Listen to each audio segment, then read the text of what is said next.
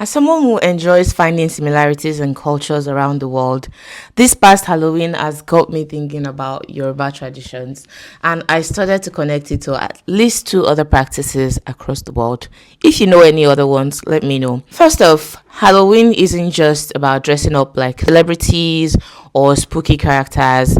The true meaning behind Halloween is the hallowed evening where the spirits of the dead are said to return to earth. To ward off any evil spirits, people would dress up in scary costumes, and that's how Halloween started in the West, anyways. In Nigeria, we have similar traditions, and one of the most prominent ones is the Egungun Festival.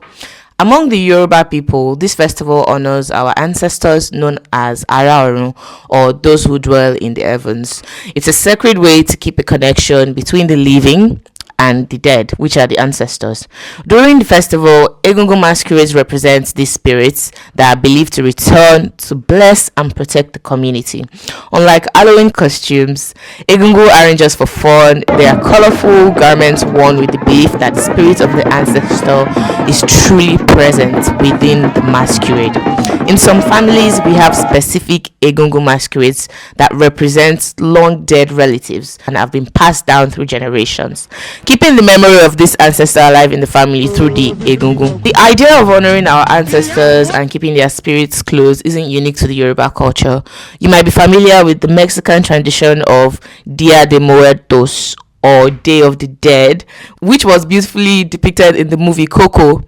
Just like on Dia de Muertos, where family remember to honor their loved ones, the Egungun Festival also celebrates the idea that our ancestors are still with us and they deserve respect. However, if you are in Lagos and you see an Egungun on the streets, there's a little extra advice. Some of them have a reputation for, being very violent.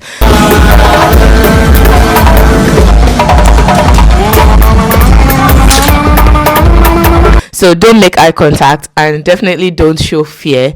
They might ask you for money, and the best approach is just give a little if you have, or politely decline and keep walking.